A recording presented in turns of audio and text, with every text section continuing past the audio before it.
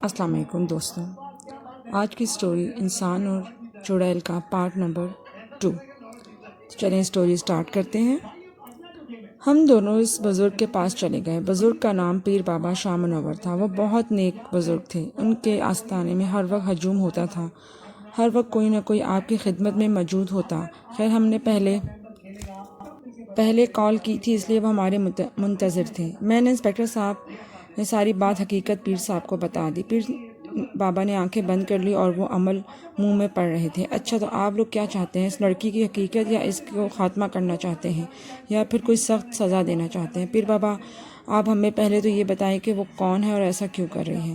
وہ مکمل انسان نہیں اور نہ ہی مکمل چڑیل ہے۔ وہ ایک انسان اور چڑیل کے ملاپ سے پیدا ہوئی ہے، یعنی چڑیل کی بیٹی ہے۔ اس کا انسان باپ اس کو چھوڑ کر چلا گیا، جس کو اس کی چڑیل ماں نے مار دیا تھا، اور اس کی ماں چڑیل کو ایک ہندو نے چلہ کاٹ کر اپنی قید میں کر لیا تھا۔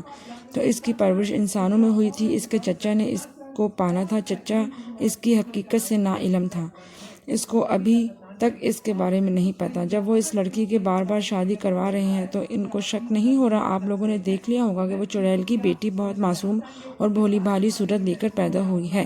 ہر کوئی اس پر اعتماد کر لیتا ہے بیٹا، اور وہ اپنا شکار خود تلاش کرتی ہے۔ 3-4 دن وہ اپنے خوراک پوچھتی ہے، پھر اس کی چڑیل والی آتما جاگ جاتی ہے تو وہ اپنے شوہر کا خون پی جاتی ہے اور ہفتوں کے لیے غائب ہو جاتی ہے۔ جب اس کے چچا کو اس حادثے کا پتہ چلتا ہے تو وہ بیچارہ اس کی تلاش میں تھانے، ہسپتالوں، اسٹیشنوں اور نہ جانے کہاں تلاش کرتا ہے۔ جب وہ ملتی ہے تو ایک کہانی سناتی ہے اور اپنے معصوم چہرے کا فائدہ اٹھا کر کچھ ہفتے گھر میں آرام کرتی ہے اور پھر تازہ دم ہو کر شکار کی تلاش شروع کر دیتی ہے۔ میں نے پہلے بتایا تھا کہ وہ چڑیل کی بیٹی ہے، لیکن اس کے اندر انسان کا بھی خون ہے، اس لیے وہ کمزور اور تھکاوٹ محسوس کرتی ہے۔ اس رات جب اپنا شکار کر کے قبرستان کی طرف جا رہی تھی تو اسے نہر بھی پار کرنا پڑی تھی۔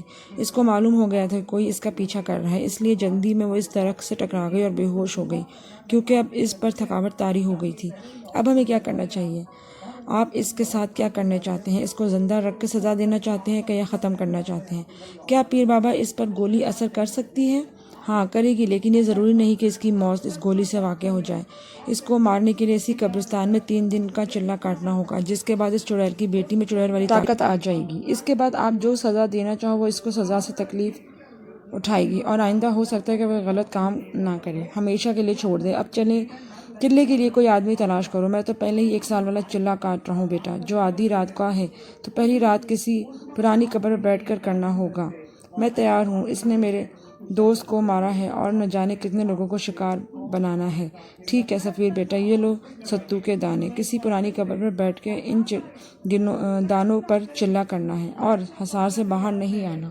کچھ بھی ہو جائے، چاہے میری آواز آئے یا میں خود ہی آؤں یا تمہارا وہ دوست اکبر بھی آ جائے، تم نے کسی کی بات پر عمل نہیں کرنا، بس میرا بتایا ہوا چلے پر عمل کرنا ہے، اور دن میں کسی سے کوئی بات نہیں کرنا۔ بینک سے چھٹی لے لو۔ میں نے پیر بابا کی بات مانی، لیکن میرا دل تسلیم نہیں کر رہا تھا کہ بھابھی ایک بے رحم قاتل ہو سکتی ہیں اور وہ ایک چڑیل کی بیٹی ہیں۔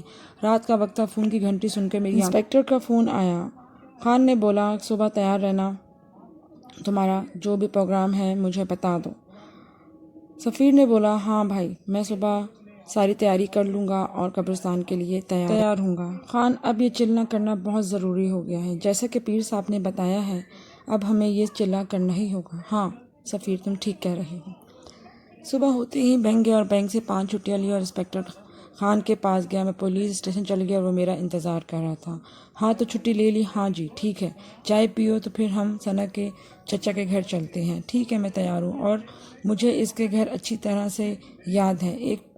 جب ہم اس کے گھر پہنچے تو پتہ چلا اس کے پڑوسی سے کہ کل رات کو جہانگیر صاحب کا انتقال ہو گیا، اس لیے اس کو دفن کرنے کے لیے سب لوگ اس کے آبائی گاؤں گئے ہوئے ہیں۔ کیا ثنا بھابھی بھی ان کے ساتھ ہے؟ ظاہری بات ہے کہ ثنا باجی چچا جہانگیر سے بہت پیار کرتی تھی، انہیں تو جانا ہی چاہیے تھا۔ اور ان کا گاؤں کہاں ہے؟ انسپکٹر خان نے کہا۔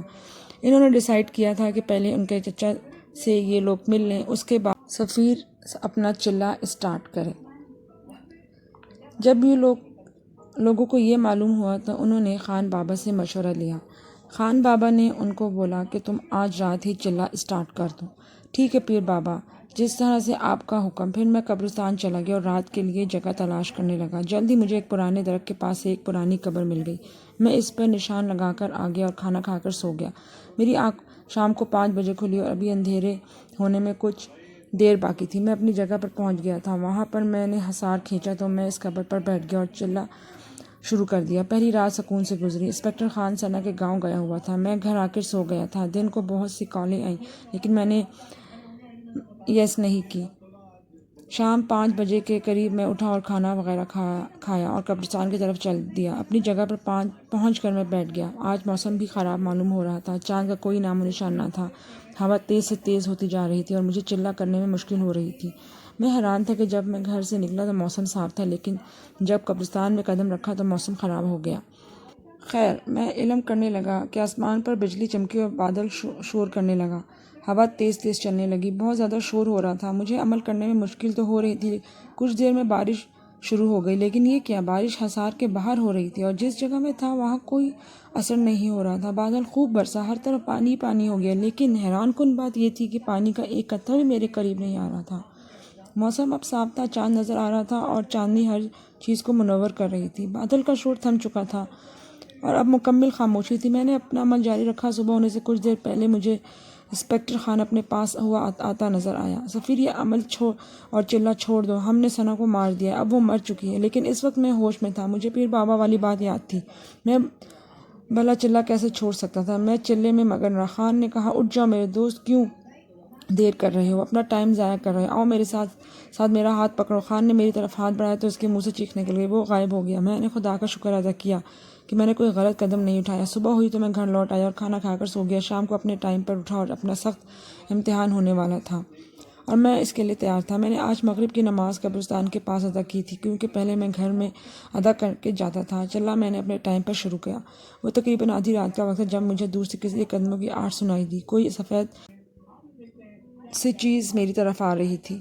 قریب آیا تو میں نے دیکھا کہ وہ ثنا ہی ہے۔ انہوں نے بہت معصوم صورت بنائی ہوئی تھی اور مجھ سے معافی مانگنے لگی۔ سفیر بھائی، مجھے معاف کر دو، میں جتنا چاہتی ہوں، میرا وعدہ ہے کہ میں جینا چاہتی ہوں، میرا وعدہ ہے کہ آئندہ میں کسی کا کوئی نقصان نہیں کروں گی۔ کافی دیر کھڑی رہی، پھر خاموش اور مایوس ہو کر چلی گئی۔ کچھ دیر بعد خاموشی رہی، پھر پیر بابا میرے سامنے آ گئے۔ انہوں نے کہا، بیٹا، اس کو معاف کر دو، وہ تم سے معافی مانگ رہی ہے۔ اس کی یہ سزا بہت ہے کہ سب کے سامنے اس کا چہرہ بے نقاب ہو گیا ہے۔ میں پیر بابا کی بات کرنے ہی والا تھا کہ میرے کانوں میں آواز آئی، یہ سب نظر کا دھوکہ ہے، یہ میں نہیں ہوں، تم اپنا عمل جاری رکھو۔ پھر وہ پیر بابا بھی چلے گئے۔ میں اسی چکر میں تھا کہ چلہ کسی طرح پورا ہو۔ صبح ہونے سے پہلے قبرستان ایک شور سے جاگ اٹھا تھا۔ قبروں سے مردے نکلنے لگے، درخت ٹوٹنے لگے، پرندے بے چین ہو کے ہوا میں اڑ رہے تھے۔ کچھ درختوں کو آگ لگ گئی۔ جس قبر میں بیٹھا تھا وہ بھی مسلسل تڑپ رہی تھی اور مجھے اپنا عمل کرنے میں مشکل ہو رہی تھی۔ پھر میں نے دیکھا کہ ثنا بھابھی کے ساتھ چند اور لوگ میری طرف آ رہے ہیں، جن میں میرا مرحوم دوست اکبر بھی تھا۔ انہوں نے مجھ سے کہا کہ ہم نے ثنا کو معاف کر دیا، اب تم بھی اس کو معاف کر دو۔ میں نے ان کی ایک نہ سنی تو وہ غصے میں آ گئے، مجھ پر قبروں سے پتھر اٹھا کے مارنے لگے، لیکن کوئی بھی پتھر مجھے نہ لگا، سب قریب جا کر گرتے رہے۔ کچھ دیر عمل جاری رہا، پھر سب مردے میرے پاس آنے لگے۔ وہ پرانی قبر بھی مجھے پریشان کر رہی تھی، جس میں سے کسی بڑھیا کی آواز آ رہی تھی۔ میں نے آنکھیں بند کر لی اور عمل جاری رکھا کہ اچانک سب شور ختم ہو گیا۔ میں نے آنکھیں کھولی تو ثنا چڑیل کی بیٹی بے ہوش پڑی تھی۔ دور سے مجھے انسپکٹر خان آتا ہوا دکھائی دیا۔ اب صبح ہو چکی تھی۔ انسپکٹر خان نے بے ہوش ثنا پر فائر کیا اور اس کو ہمیشہ کی نیند سلا دیا۔ میں حصار سے باہر نکلا۔ ہم نے ثنا کی لاش کو تابوت میں بند کر کے بغیر جنازے اور غسل کے ہی دفن کر دیا، کیونکہ وہ نہ مسلمان تھی اور نہ ہی پوری انسان تھی، وہ تو ایک چڑیل کی بچی تھی۔ مجھے آج بھی اکبر کی یاد آئی۔ اس واقعے کو 10 سال ہو گئے ہیں اور آج بھی میں جب سوچتا ہوں تو مجھے یہ ایک خواب سا لگتا ہے۔ امید ہے دوستو آپ کو کہانی اچھی لگی ہوگی۔